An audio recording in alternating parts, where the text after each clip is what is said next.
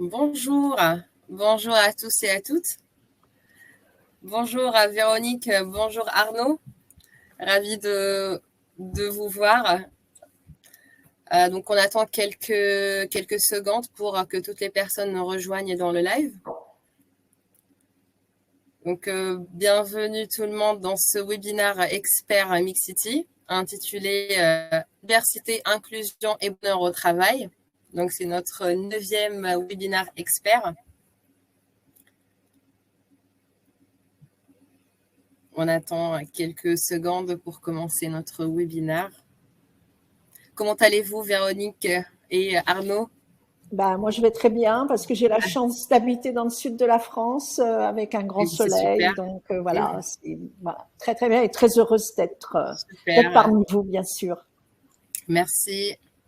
Moi, je vais très bien aussi, même si j'habite pas dans le sud de la France, mais dans les montagnes à Genève. C'est beau aussi. Hein. Donc, on est pas mal aussi, oui, on est à 45 personnes connectées. On peut commencer notre webinaire. Bienvenue à tous et à toutes pour ce webinaire expert à Mixity intitulé Diversité, inclusion et bonheur au travail.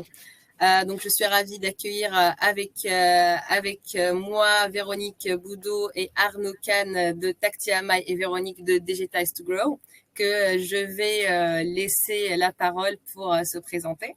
Donc, je vous en prie, si vous pouvez vous présenter en quelques mots. Oui, très bien, bien vite, parce que je pense qu'on a des sujets qui passionnent notre audience. Donc, je m'appelle Véronique Boudot. Moi, j'ai fait ma carrière dans les entreprises de la technologie américaine, donc Apple, Lotus, IBM, et en dernier Cisco. J'ai eu des postes de direction à l'international en Australie, Asie et San Francisco. Je suis rentrée en Europe il y a quelques années, moins de 5 ans, pas en France directement, où là, je me suis penchée sur la dynamique des écosystèmes numériques au sens large. J'ai écrit un livre, un premier tome à ce sujet. J'ai aussi investi dans quelques startups. Je me suis impliquée dans quelques startups en les accompagnant, en participant, dont Mixity. Et je soutiens depuis toujours l'égalité femmes-hommes dans le contexte du travail et particulièrement dans les entreprises du numérique. Et c'est pour ça que je suis au comité de direction de l'association Les Premières et je soutiens là des projets de femmes entrepreneurs. Donc voilà, c'est mon parcours. Et Arnaud, je t'en prie, à toi. Ravi de t'avoir avec nous. Merci. Donc Arnaud Kahn, donc je suis l'heureux directeur du cabinet TAC-TMI, qui est un cabinet de conseil et de formation spécialisé dans l'amélioration des performances en général. C'est un cabinet qui existe au niveau international, donc on est présent dans 30 à 40 pays aujourd'hui. Et puis moi, je dirige le bureau de Genève et qui s'étend, on va dire, dans la francophonie en général, donc aussi sur la France. Je suis spécialisé en management et leadership. J'ai débuté ma carrière dans le monde du sport professionnel, en fait. Et puis, depuis 25 ans, avec mes collègues, on essaye de ramener dans l'entreprise ce qu'on a pu apprendre ou comprendre dans le monde du sport. Et puis, effectivement, depuis quelques temps et de plus en plus, la notion de diversité et d'inclusion arrive de plus en plus sur la table quand on parle de formation, de développement, de management. Et aussi, et c'est ce qu'on verra, j'espère, même si on n'a pas beaucoup de temps, dans les notions de performance, en fait. Donc, c'est un sujet qui est très lié aujourd'hui, non seulement à le côté humain du sujet, mais le côté performance également. Super. Ravi de vous avoir avec nous aujourd'hui dans ce webinaire expert de Mixity. Le sujet, c'est la diversité et l'inclusion et le lien avec le bonheur au travail. Donc, pour les entreprises et les organisations, le bonheur au travail comme la diversité et l'inclusion représentent des enjeux majeurs pour eux. Donc, une entreprise dans laquelle les collaborateurs sont heureux et une entreprise qui fonctionne mieux. Donc, on va voir ça ensemble avec nos deux experts. Dans ce webinaire, je vais vous lancer des quiz tout au long de la session. Donc, vous avez la possibilité de répondre et ensuite, je vous afficherai les résultats du sondage. Il y aura aussi une animation sur Twitter, donc n'hésitez pas à tweeter si vous le souhaitez ou à suivre le fil sur hashtag MixCityExpertDNI. Donc, je vais profiter pour présenter Mixcity et ensuite on commencera notre webinaire. Donc, Mixcity, pour ceux qui ne nous connaissent pas encore, donc on est la première solution digitale RH pour accompagner les entreprises et les organisations dans la mesure, le pilotage et la promotion de leur impact, diversité et inclusion sur les 5 dimensions D&I, égalité femmes-hommes, le handicap, les orientations sexuelles et identité de genre, les origines raciales ou ethniques, réelles ou supposées, et les âges dans les organisations et entreprises. Donc, nos outils permettent aux organisations et aux entreprises d'évaluer la maturité des politiques de diversité et d'inclusion. On compte à la fois les moyens mis en place par les ressources humaines et les ressentis des collaborateurs et collaboratrices sur ces sujets. Donc, nous sommes ainsi capables d'identifier les points forts, les axes d'amélioration et de proposer des recommandations.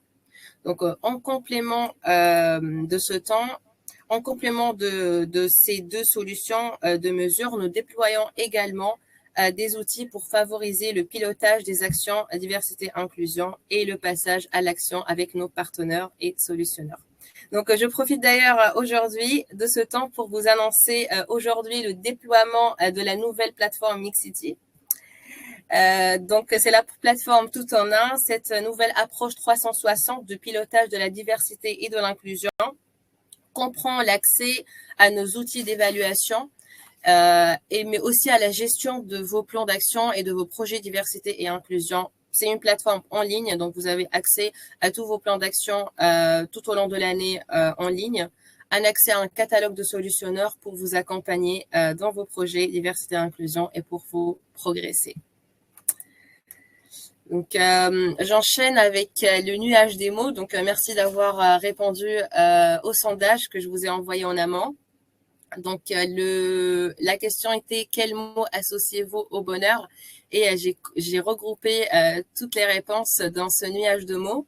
Donc, beaucoup de personnes associent le bonheur à la performance, d'autres à la motivation, d'autres au bien-être au travail, à la relation avec le manager, la relation avec les collègues, avec l'agilité, le flex time, les vacances, le télétravail, la productivité. Donc, on va voir ensemble et éclaircir la notion de bonheur au travail comme les notions de diversité et inclusion.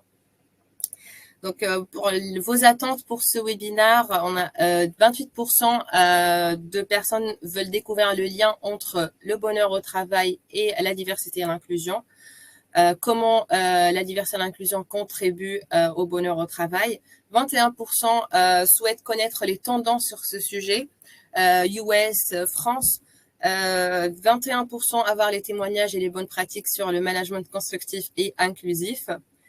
Et 7% découvrir comment la diversité et l'inclusion peuvent contribuer au bonheur au travail. Donc, voilà. Donc, n'hésitez pas à poser vos questions dans le chat. On aura un temps dédié à la fin de ce webinaire pour répondre à vos questions. Donc, pour commencer, il faut éclaircir les notions de diversité et d'inclusion. Donc, diversité, tout au long de nos webinaires, on essaye toujours de définir la diversité et l'inclusion. Il y a beaucoup de définitions qu'on peut retrouver, mais la définition pour nous, ou la plus globale de la diversité et l'inclusion, c'est la diversité, c'est le fait de reconnaître que toutes les différences individuelles liées, quel que soit à l'âge, au sexe, à la couleur de peau, l'origine sociale, etc., peuvent être source de créativité au sein de l'entreprise ou au sein de l'organisation, d'innovation et de performance. Donc, c'est sortir du profil et du parcours type pour permettre à chacun d'être authentique, d'être lui-même et de donner le meilleur de soi. Et l'inclusion, elle correspond à la capacité d'une entreprise à prendre en compte tous les profils humains en présence et à compétences égales et à favoriser une dynamique des différences individuelles dans l'accomplissement d'un projet collectif. Et le bonheur au travail, je laisse la parole à Arnaud Kahn pour nous éclaircir à cette notion-là. Merci Alma. Alors j'ai insisté pour prendre la main sur cette définition parce que ça m'amusait de laisser la case vide. La case elle est pas vide parce que bonheur et travail ont rien à voir ensemble. La case elle est vide parce que c'est quasiment impossible d'obtenir ou de d'écrire une définition du bonheur au travail. En tout cas, en se limitant juste au terme bonheur au travail, chacun va y trouver un peu ce qu'il veut. Il y en a, ça va être parce qu'ils ont une qualité de vie, work-life balance plutôt chouette. Il y en a, c'est parce qu'ils ont une super relation avec leur boss. Il y en a, c'est parce qu'ils adorent le produit qu'ils sont en train de travailler. Il y en a, c'est le lieu géographique. C'est quasiment impossible de se limiter à une définition claire et surtout un peu universelle du bonheur au travail. Ce qu'on sait par contre, c'est qu'il y a un certain type de management, de leadership, d'organisation qui contribue en tous les cas grandement au bonheur au travail. Et c'est plus vers ça qu'on s'oriente. Alma, je pense que tu peux aller... Est-ce que j'ai la main moi aussi ou pas? Ah non, j'ai pas. Pardon. Je suis obligé de te demander, désolé. En fait, il y a beaucoup de questions sur le chat. Donc, okay.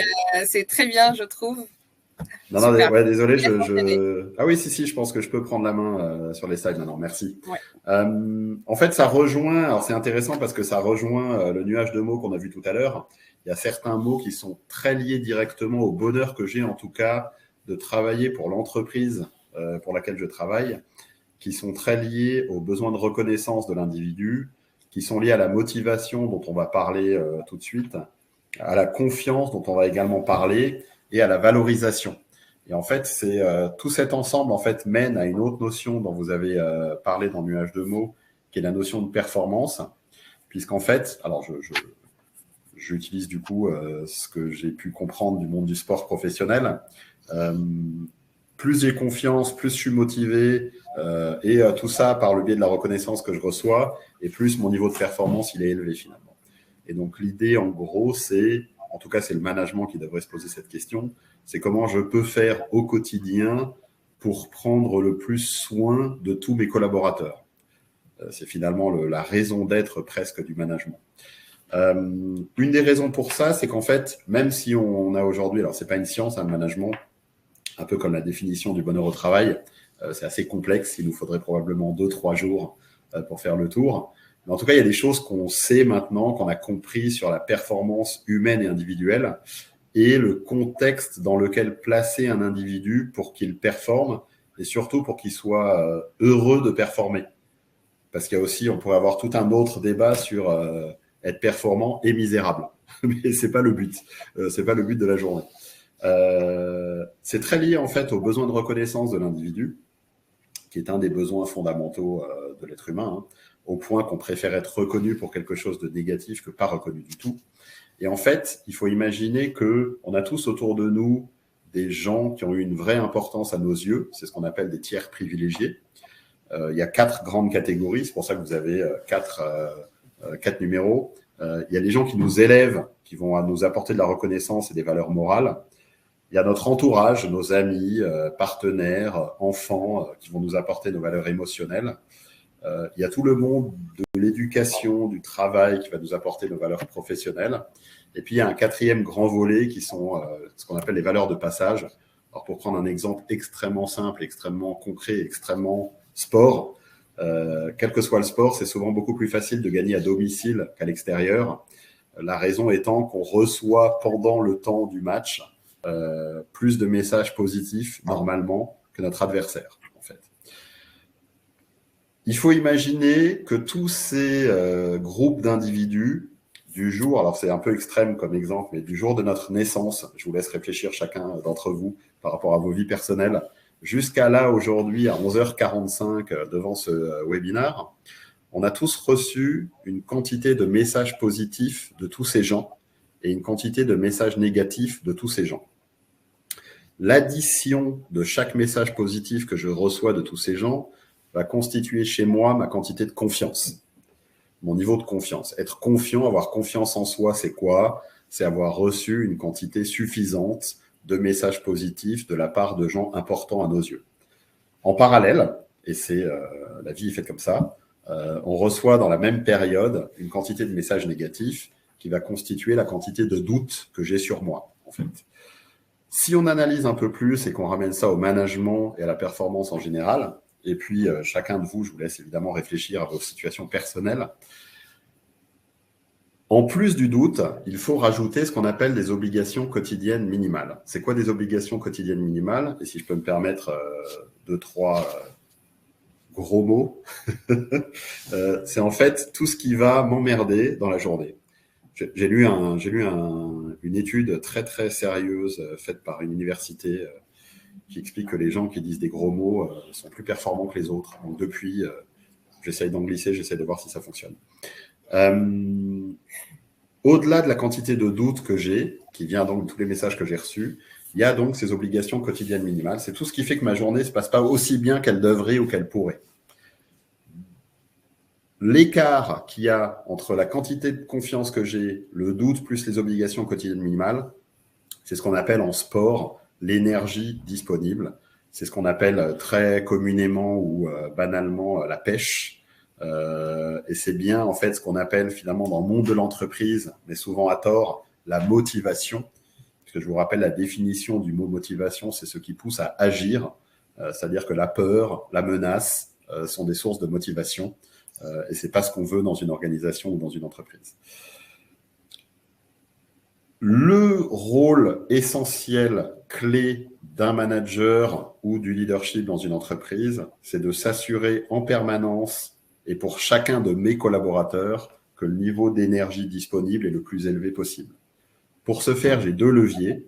Je peux augmenter la quantité de confiance, donc continuer à additionner le nombre de messages positifs vis-à-vis de mes collaborateurs, et je peux réduire la quantité d'obligations quotidiennes minimales, notamment à travers une politique de diversité et d'inclusion, avec beaucoup d'autres choses. On en parlera après sur le work from home, la flexibilité des horaires, etc., etc. Mais le fait d'être une entreprise qui se bat pour la diversité et l'inclusion contribue à finalement baisser le doute que je peux avoir sur l'organisation pour laquelle je travaille, en fait. Très rapidement, on ne peut pas vraiment baisser le doute, hormis les parents et un psy. On n'a pas le pouvoir de baisser le doute d'un collaborateur, en fait. Donc, déjà, un premier lien entre performance et diversité et inclusion. Le rôle de l'organisation et du management, c'est de s'assurer que les obligations quotidiennes minimales, et notamment à travers des problématiques de diversité et d'inclusion, sont les plus réduites possibles, en fait. Voilà. Merci, Arnaud. C'est le bilan de doute et confiance. Moi, je ne l'ai pas vu avant, donc je trouve que c'est très intéressant. Avec le background de sportif que tu as, donc c'est super. Donc, si on va parler plus bonheur, si c'est une mode ou un changement profond, donc là, je lance un quiz pour les personnes inscrites pour nous répondre si le bonheur pour eux, c'est une mode venue de la culture US ou c'est un changement profond dû à la nouvelle génération ou c'est un changement post-Covid. Je vous laisse répondre au quiz dans le chat. Donc, je laisse la parole à Véronique Boudot pour nous parler du bonheur au travail, des tendances US, France. Merci beaucoup. Et je pense que c'était une des attentes du webinaire de voir ces tendances. C'est ça. Alors, moi, j'étais au cinéma hier soir et j'ai compris maintenant, en parlant à Alma et Arnaud, pourquoi on n'était que 2 dans la salle.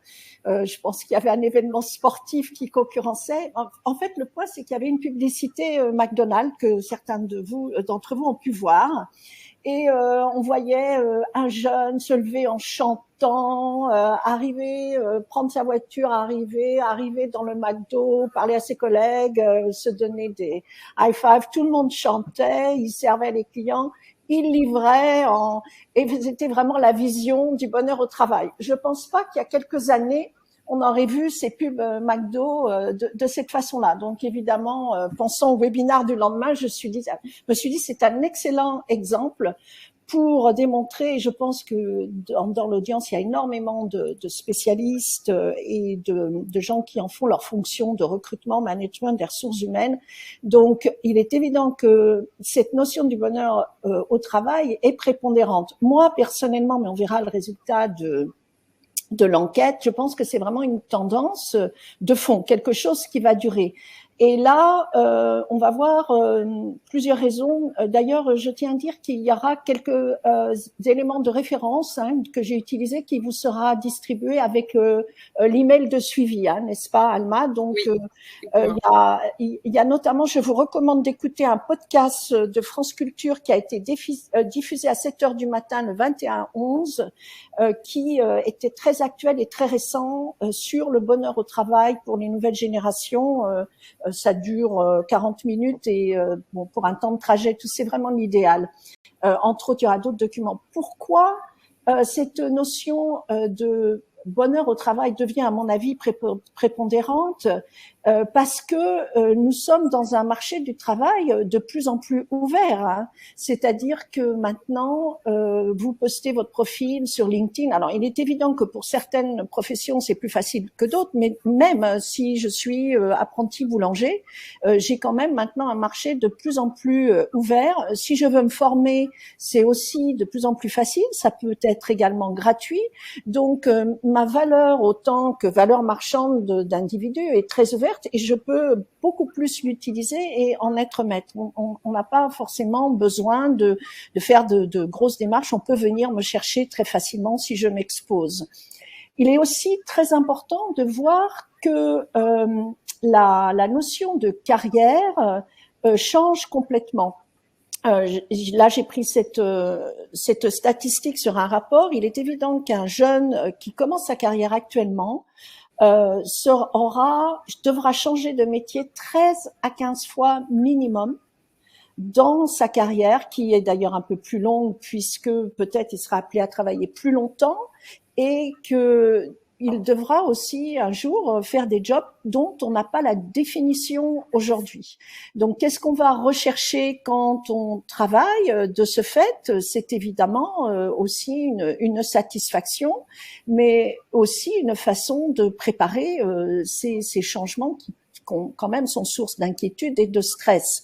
Donc, eh bien, ça fait que on a envie de changer, on a envie de se former en permanence.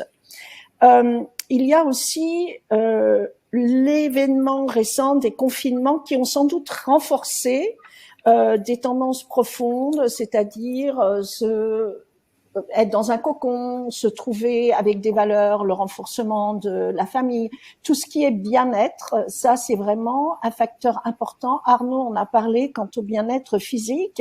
Et là, moi, c'est pareil, je trouve un exemple récent qui est dans ma région, sur le CHU de Montpellier, qui ont reçu pendant la pandémie des dons pour le personnel soignant. Et il se trouvait que fin pandémie, ils n'avaient pas dépensé tous ces dons qui étaient attribués au personnel soignant. Donc, ils ont dit au personnel, voilà, vous avez une enveloppe de temps, prenez en charge. Et en fait, ce qui a été décidé par le personnel soignant, c'est de s'organiser des cours de yoga, du massage, il y a dessus dans le contexte de l'hôpital, puisque ce sont des gens avec des horaires particuliers qui n'arrivent pas à aller à des cours bien définis. Et ça, pour ce personnel soignant, ça a complètement changé leur notion de ce bien-être au travail, dans un travail qui est quand même très stressant, très demandant. Et c'est un exemple que j'ai trouvé aussi très intéressant dans un établissement public, que cette notion de bien-être, de santé, pour des soignants, c'était important. Et je sais qu'en parlant à certains soignants, ça a changé leur perspective de se dire, à la fin de mon équipe, même je peux aller faire un cours de yoga. Donc ces choses de valeur, de bien-être, de se soigner, d'être de ce côté aussi cocooning est vraiment très important. Ce qu'il y a aussi, et là je vous encouragerais à lire un article publié, enquête publiée par la BBC, c'est en anglais pour ceux qui peuvent le lire, qui sera également donné, le lien sera donné, c'est que peut-être des générations précédentes, du moins peut-être la mienne et celle d'avant, avaient cette notion du bénéfice différé, c'est-à-dire on était prêt à travailler beaucoup et se dire on va en avoir des bénéfices peut-être dans un moment où nous permettrons de travailler moins. La perspective qui est donnée à des jeunes générations actuellement, justement, est certainement pas une perspective, disons, enchanteresse. Hein. On parle du climat, enfin, etc. Je ne vais pas vous faire le bilan, je ne vais pas vous démoraliser à 11h55. Donc, les jeunes générations ne voient pas cette idée d'un bonheur différé. Donc, on veut le bonheur maintenant. Il n'est pas question d'attendre. Donc, c'est aussi quelque chose, on veut tout et maintenant. Et aussi, on est prêt à changer rapidement pour avoir ce bonheur et aussi l'argent. Tout cela ne remet pas en cause la prépondérance du salaire. Ça serait illusoire que de penser ça. Notamment les enquêtes que j'ai lues récemment et ces interviews que j'ai écoutées confirment absolument cette idée que le bonheur ne se pose pas du tout à des besoins matériels. Hein. Donc ça, c'est vraiment important quand on fait des politiques salariales, des politiques d'inclusion et diversité, d'inclure cet aspect-là. Je ne sais pas, tu veux peut-être partager le résultat du quiz? Exactement. Donc pour les personnes connectées avec nous, le bonheur au travail est plus un changement profond dû à la nouvelle génération. Donc on a 97% qui pensent que c'est un changement profond et seulement 2% qui pensent que c'est une mode venue de la culture US. D'accord. Donc, c'est bien, nous sommes dans le sujet. Alors, en parlant des US quand même, et je vais m'excuser aux francophones parce que j'ai réutilisé les termes US, hein, c'est une culture dans laquelle j'ai énormément travaillé, que je continue à suivre beaucoup du fait de mon réseau également. On va regarder un peu la colonne de droite où on a, si vous voulez, l'anti-bonheur. Hein, donc, on a des phénomènes comme la démission silencieuse, hein, le silent quitting. On a aussi toute cette fatigue autour de je fais un bullshit job, hein, un job qui n'a pas de sens, donc des affections, des motivations, comme dirait Arnaud, et ça enchaîne. Alors le burn-out, je ne sais pas si vous êtes d'accord, mais c'est épidémique. Le bore-out, c'est le bullshit job. Je m'ennuie tellement que j'en deviens malade. Et le burn-out, je performe un minimum, qui est un peu synonyme de silent quitting. Que font les entreprises ou qu'est-ce qu'elles promeuvent face à ça? Alors, il y a beaucoup, j'ai plus mis que des concepts généraux, inclusion and diversity, disons des positions, des attitudes hein, d'entreprise, du come as you are. Bon, alors vous venez tel que vous êtes, vous n'avez pas changé votre personnalité, Véro, tu vas avoir des lunettes rouges, un foulard rouge, tu viens, c'est toi, viens. Tu es unique. Alors ça, c'est beaucoup aussi un résultat de l'éducation. On dit énormément aux enfants, vous êtes unique, vous êtes merveilleux, donc dans l'entreprise, ils sont uniques. Il faut le sens de l'appartenance, sense of belonging. J'appartiens à une communauté, je rejoins une entreprise telle que Mixity parce que je vais faire partie de ces communautés qui est active. Ça me donne une raison d'être. J'ai vu qu'il y avait une question. Tout à fait. Et là, justement, il y a des enquêtes, notamment sur la France, qui montrent que beaucoup de personnes recherchent leur emploi en ce fonction-là et vont même privilégier l'impact sociétal par rapport, même si elles pensent que l'entreprise ne va pas être rentable ou productive, vont jusqu'à privilégier ce sens et cette notion d'impact sur la société. Le fait de se sentir respecté, surtout quand on peut être dans des minorités, et d'être entendu. Eh bien, parce qu'il y a des voix qui, dans l'entreprise comme dans la société, ne portent pas parce qu'elles peuvent être minoritaires. Moi, je sais qu'en tant que femme, il a fallu parler parfois plus haut et s'imposer parce que être noyée dans une collectivité essentiellement masculine, on avait tendance à être moins entendue. Alors, le résultat aussi, c'est que moi qui regarde beaucoup les phénomènes écosystèmes, toutes ces notions-là et ces attitudes donnent des écosystèmes de ressources humaines très complexes à manager. Parce que, comme Azuar, c'est très bien, mais il faut aussi respecter celui qui peut-être ne veut pas être tutoyé, celui qui ne sera moins extraverti. Donc, pour les gestions de ressources humaines, cela donne également des complexités. Ça donne des complexités au niveau statut. Beaucoup de freelance, de slasheurs qui, eux, n'ont pas de loyauté par rapport à des employés salariés qui, eux, sont affiliés, ont une loyauté par rapport à l'entreprise. Donc, ces systèmes, ces écosystèmes où on doit intégrer toute cette complexité sont, je pense, et ça peut-être que les participants le diront, surtout ceux qui sont dans cette profession, deviennent très, très difficiles à gérer et on constate par exemple l'explosion sur YouTube de toutes ces vidéos, comment se comporter au travail. Parce que il y a aussi des jeunes générations qui ont vu l'université et cool. Bon, et c'est peut-être pas toujours aussi cool par rapport à l'entreprise d'autrefois où on était très normé, très conformiste. Là, c'est d'autres difficultés à gérer. Alors, donc, si je partage Véronique, le résultat est intéressant. La question était, constatez-vous que vos équipes pratiquent le quiet quitting et 33% pensent que oui. Donc 33% pensent que oui, leurs équipes pratiquent le quiet quitting parfois. 18% oui régulièrement, 25% non pas du tout et 22% je ne sais pas. Donc, je partage ces résultats avec les participants. Donc, 31% pensent que oui. Donc, ça, c'est le pourcentage le plus élevé. Et si on additionne quand même les deux, parfois, ça fait quand même 48%. Donc, c'est quand même une... Alors, si on voit ça en pure gestion, c'est quand même une perte de productivité énorme. Hein. Donc, c'est vraiment important. Et je pense qu'après, dans les exemples et la discussion, on pourra voir qu'est-ce qu'on peut faire.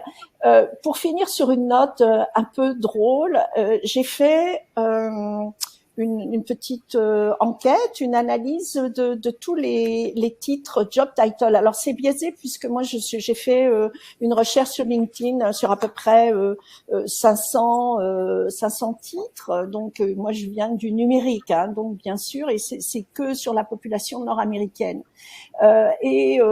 Il y a pléthore quand même de créativité dans les titres. Je ne sais pas quels sont vos titres de vos job titles, mais je voudrais retenir Employee Engagement Pilgrim. Donc il y en a qui sont pèlerins. Il y en a qui sont des team energizers, on pense à la pile, voilà. Chief Positive Impactor. Et alors, ce que j'adore, c'est une ancienne collègue. Je pense que là, le monde est à nous. Hein. Global Head of Justice, Belonging, Uniqueness and Social Human Responsibility. Donc, vous voyez, il y a des choses là.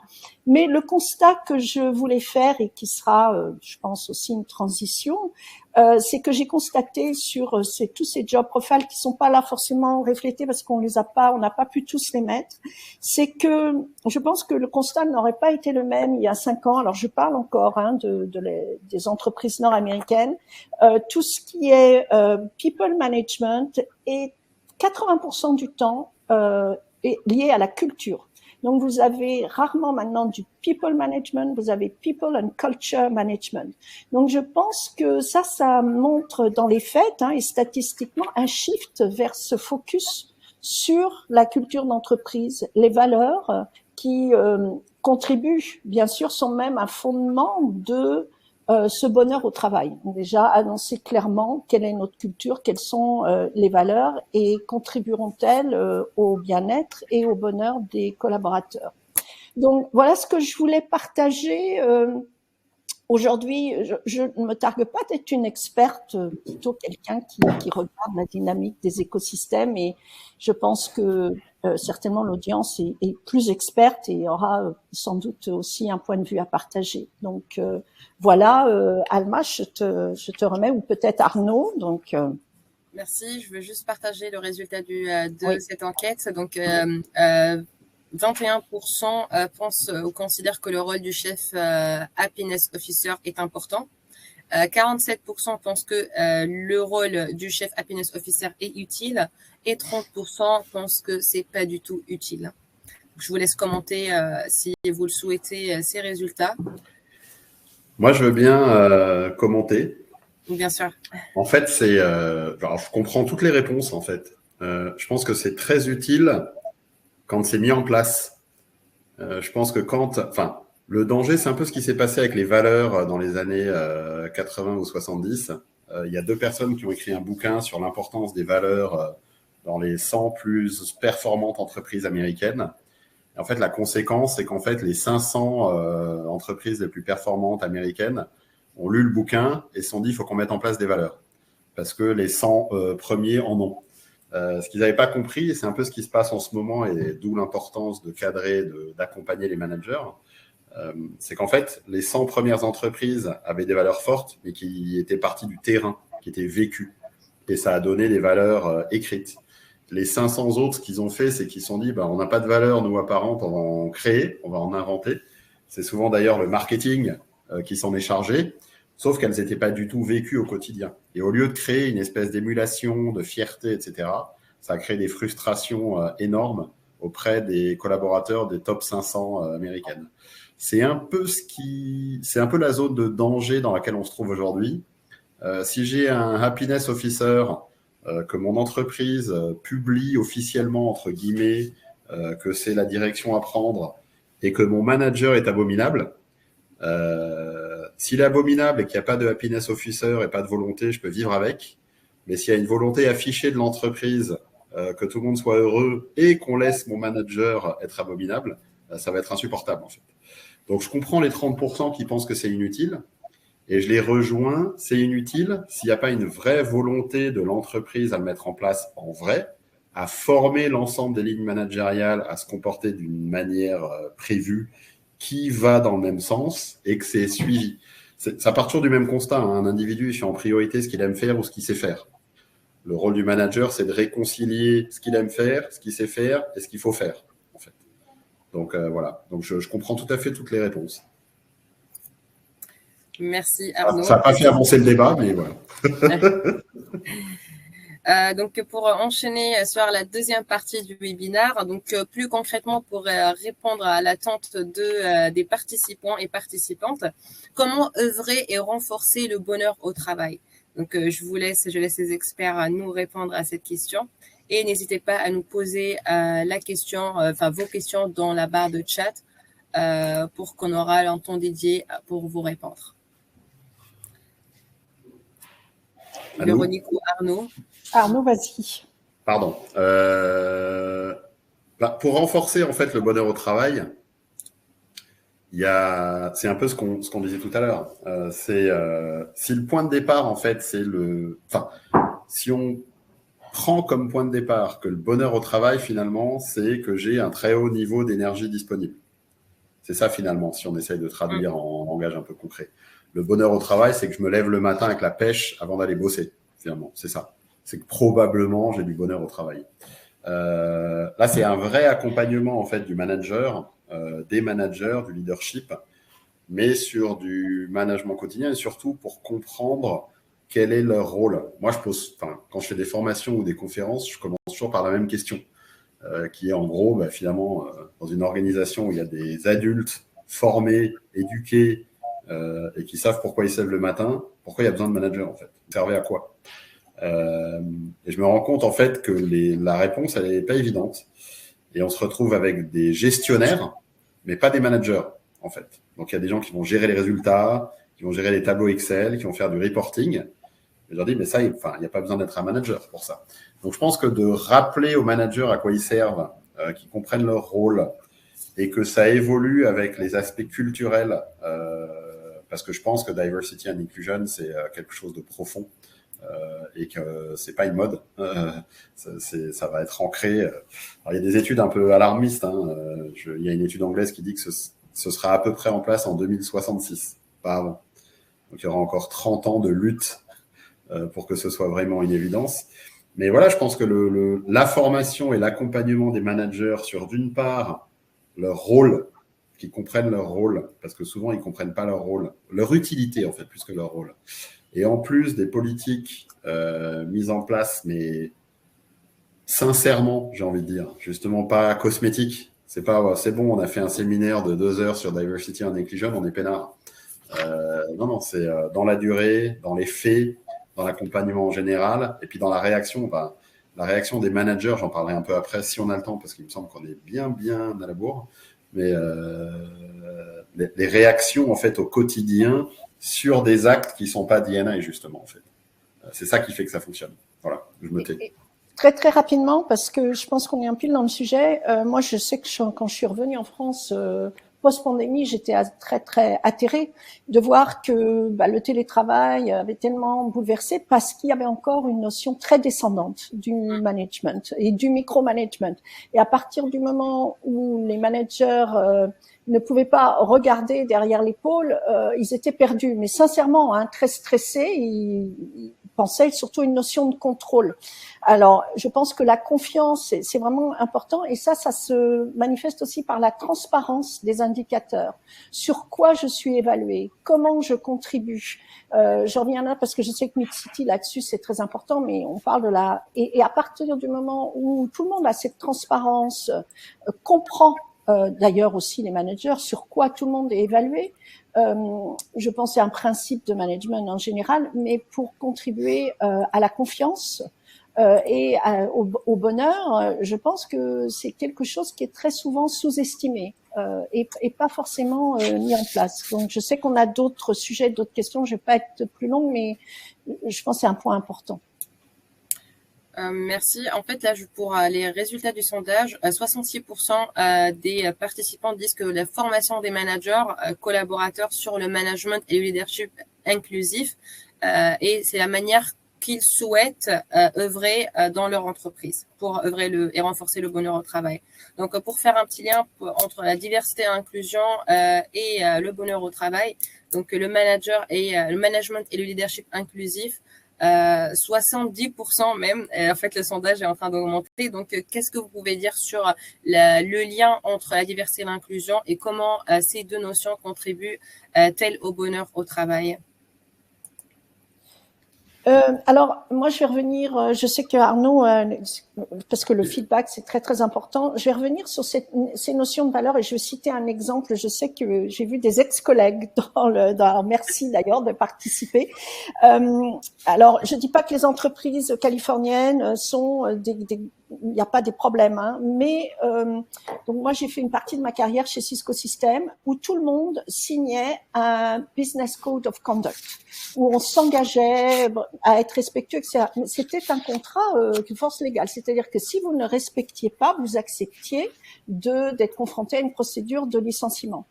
J'ai pas retrouvé mes anciens badges, je crois que je les ai malheureusement jetés, mais donc sur tous nos badges pour rentrer dans les bâtiments ou autres, nous avions les valeurs essentielles de ce business code of conduct. Et ça nous permettait, moi je sais que je l'ai fait, mais en tant que manager, on me l'a aussi signalé en disant là, je ne pense pas que on applique nos valeurs et nos business code of conduct. Donc évidemment, société américaine, il y a un management beaucoup plus peut-être contractuel, moins émotionnel, mais le fait d'avoir, disons, ce fondement accepté par tous, signé par tous, engager vraiment tout le monde, quel que soit le rang hiérarchique. Et vous étiez le CEO de la société, vous aviez signé ce Business Code of Conduct, vous portiez le même badge, et très souvent aux réunions, s'il y avait des dissensions et autres, on revenait à ça et on prenait. Donc voilà, à mon avis, un exemple encore de transparence, mais aussi d'application presque tout à fait d'une façon contractuelle et bien sûr, il y avait l'inclusion, la diversité dans les valeurs, pas que, mais c'était important. Donc voilà un exemple que moi j'avais trouvé très efficace. Oui, je laisse la parole à Arnaud si tu Merci. Alors oui, Véronique parlait de la notion de feedback. Je pense que c'est déjà petite précision pour tout le monde. Le feedback, c'est pas un outil de management. C'est un outil de communication, de transparence et d'amélioration des performances, en fait. C'est important de le rappeler. Pourquoi je le rappelle? Parce qu'en fait, quand on parle de culture du feedback dans une entreprise, qu'on soit bien d'accord, on parle d'une entreprise ou d'une organisation où tout le monde peut donner du feedback à tout le monde. Sinon, ce n'est pas du feedback, c'est du management. C'est un acte de management. En quoi la culture du feedback, elle est essentielle quand on met en place des politiques de diversité et d'inclusion? C'est qu'en fait, c'est simple, c'est qu'à chaque fois que je vais vivre une situation ou positive ou négative, je vais pouvoir donner du feedback à la personne qui est à l'origine de la situation, en fait. On s'est rendu compte, alors on l'a fait notamment au Comité international olympique, qui est pas loin de Genève, à Lausanne, où on a vraiment accompagné et formé l'ensemble des populations, donc les 600 et quelques collaborateurs du CIO à la culture du feedback. Et on s'est rendu compte que le nombre de feedbacks donnés était exponentiel. Et le lien, en fait, en parallèle avec le nombre d'incidents pour, comme dit Véronique, diminuer les malheurs, j'aime bien cette notion-là, et du coup, contribuer au bonheur. Et les actes, en fait, d'incivilité, les micro-agressions, la fierté d'affaires, il y a eu une conséquence énorme sur plein de sujets qu'on n'avait même pas prévus, en fait. Notamment, et c'est un point essentiel, le sentiment de me sentir en sécurité humainement dans mon job, en fait. Que mon intégrité morale soit préservée. Et c'est essentiel. Et le feedback contribue à ça grandement, en fait. Voilà. Merci. Et pour diminuer les malheurs, juste, il y a des systèmes de hotline et de référents neutres, tiers parties. Alors, beaucoup de grandes sociétés l'appliquent. Les PME, maintenant, les assurances pour entreprises offrent aussi ces services. Donc là, on est plus dans la réduction du malheur, mais d'avoir ces filets de sécurité, notamment dans les soucis d'inclusion diversité, et aussi pour des managers qui, des fois, sont confrontés, ne savent pas quoi faire. Ça, ce sont des techniques, bien sûr, c'est un coût, mais ça peut être aussi utile quant à soulager, disons, des décisions difficiles. Super. Merci. Après, si tu peux enchaîner, Arnaud, pour nous dire un cas concret de chez Tactiamai que vous avez traité, quel que soit sur le côté management ou ressources humaines. Absolument. Alors, j'en ai 3 en tête parce que c'est les 3 plus récents. Il y en a un qui est en anticipation parce que un de mes clients a vraiment bien compris l'obligation absolue que ça devienne normal, pas que ce soit un truc génial, mais que ça devienne normal. Et du coup, alors je trouve ça intelligent, on forme en fait au niveau mondial l'ensemble des managers de cette entreprise au recrutement inclusif. Recrutement inclusif, ça a 2 aspects. C'est déjà un recrutement qui n'exclut personne, parce que l'inclusion, c'est le fait de ne pas exclure qui que ce soit. La définition la plus simple que j'ai trouvée. C'est aussi un recrutement sur lequel on fait énormément de travail sur nos biais inconscients personnels, en fait. Parce que l'inclusion, des fois, on ne s'en rend pas compte. Ou l'exclusion, on ne s'en rend pas compte. Donc ça, c'est extrêmement important de faire ce travail-là. J'ai 2 autres cas. Alors, j'ai presque envie de dire, malheureusement ou heureusement, les grosses sociétés qui veulent pas que certaines attitudes s'ébruitent vont se servir d'un incident précis pour se dire ou se poser la question, tiens, est-ce que c'est pas le moment de faire des formations diversité et inclusion? Alors, c'est déjà mieux que de ne pas en faire, hein, donc déjà bravo à ces 2 clients. Mais effectivement, là, sur 2022 et 2023, on a quelques nouveaux projets assez importants sur des interventions de 2 heures ou 3 heures par petit groupe sur l'explication déjà de ce que c'est diversité et inclusion, parce qu'il y en a plein qui ont une vision très floue, et puis surtout de travailler sur des attitudes au quotidien sur lesquelles on ne se rend pas forcément compte qu'on est en train d'être excluant. J'en ai un typique parce que j'ai un collègue avec qui j'en ai parlé, qui lui il est originaire d'Inde, et c'est assez drôle. Et il me disait qu'il y a des gens qui viennent le voir en disant bah, tiens, le meilleur resto indien à Genève, c'est lequel?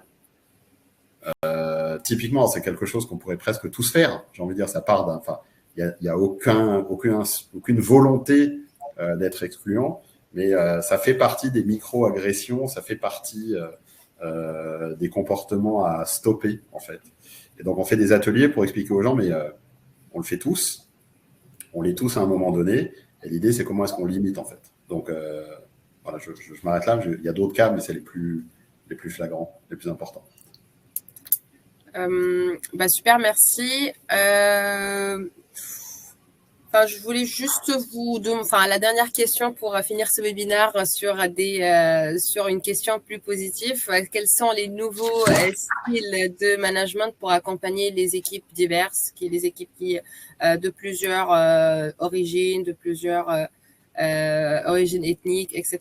Donc, quels sont les nouveaux styles de management à date, donc quelle que soit tendance ou chez Taktiamai, expert en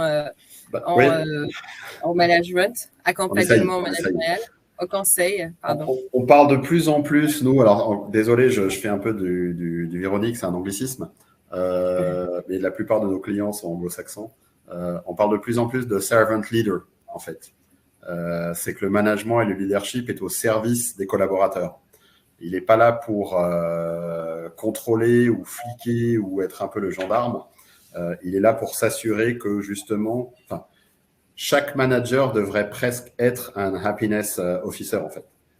Mon rôle en tant que manager, c'est de m'assurer que vous êtes dans les meilleures dispositions possibles, que vous avez le meilleur outil possible, que ce soit le plus fluide possible.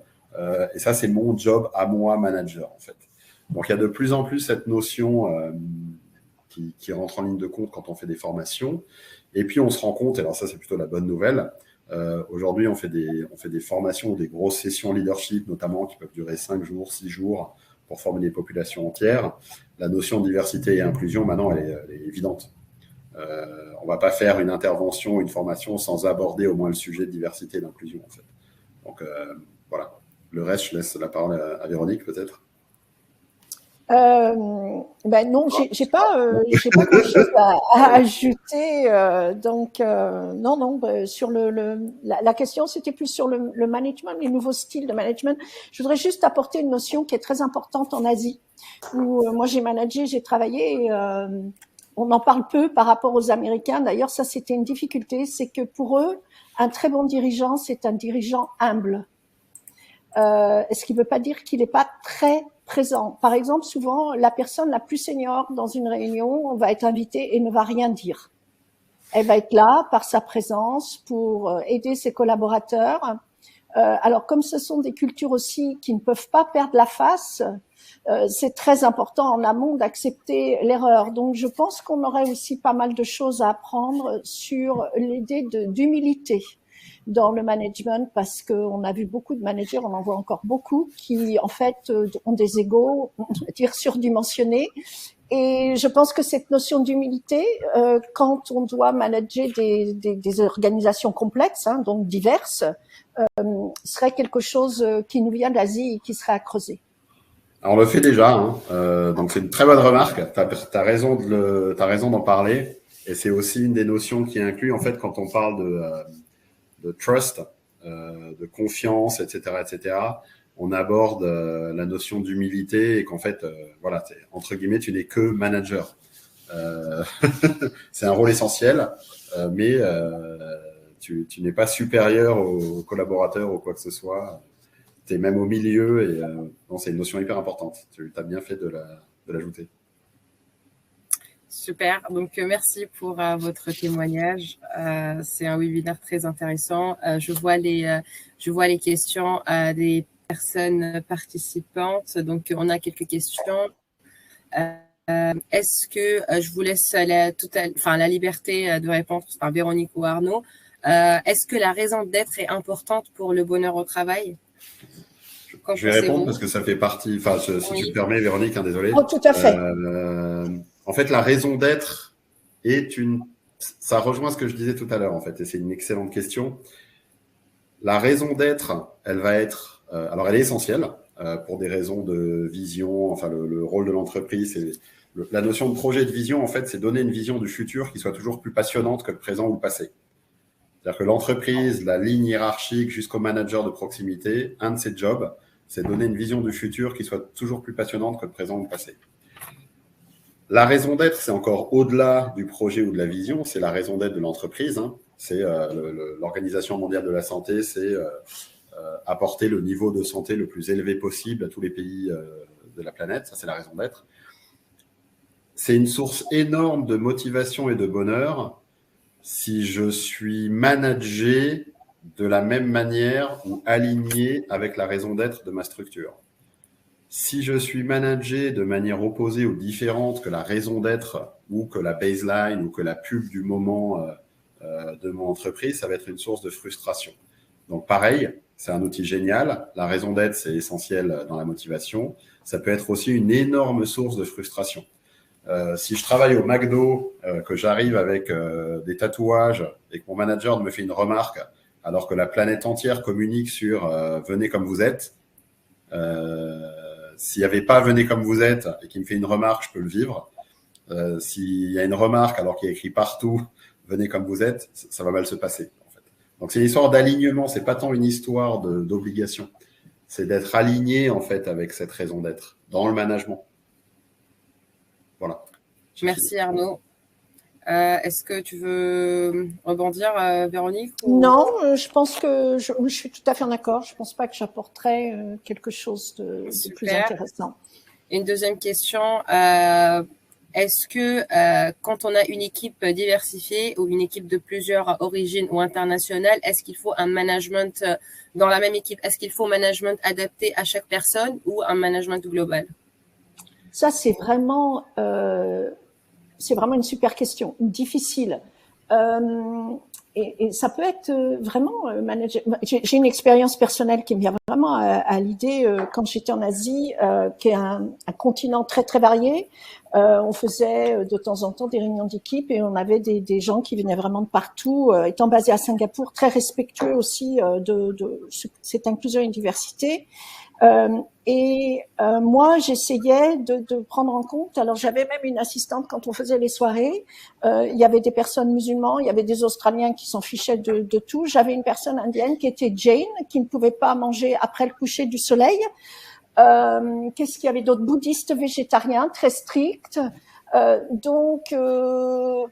Malgré tout, pour moi, qui était très égalité femmes-hommes, qui est un aspect, qui est un petit aspect de toute l'inclusion et la diversité, je me suis vraiment mise en question de dire comment on accommode tout ça, et c'est une difficulté supplémentaire. Je pense aussi que moi, j'incluais beaucoup de mes équipes pour que parce que eux avaient parfois une sensibilité aux besoins de l'autre. Donc je pense que quand on manage en inclusion et diversité, il faut vraiment manager en équipe parce qu'on n'est pas seul à avoir toutes ces réponses.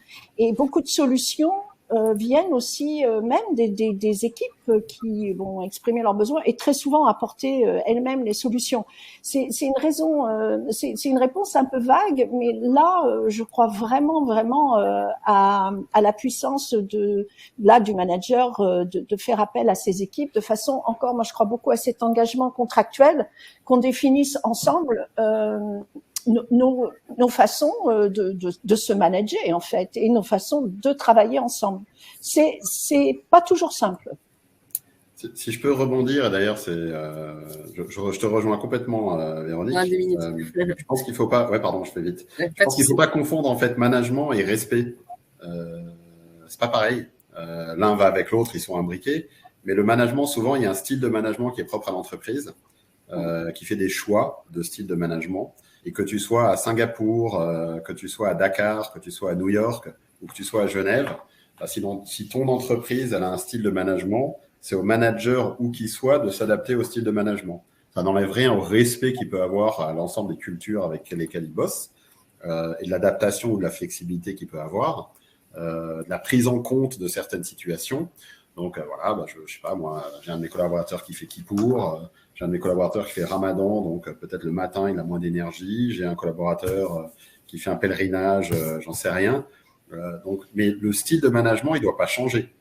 Le style de management, je parle de ça parce que tu parlais de Singapour. Moi, je vais à Singapour la semaine prochaine et j'y étais il y a 2 semaines, où je forme en fait des collaborateurs d'une boîte suisse horlogère qui sont basés à Singapour et on s'est posé la question.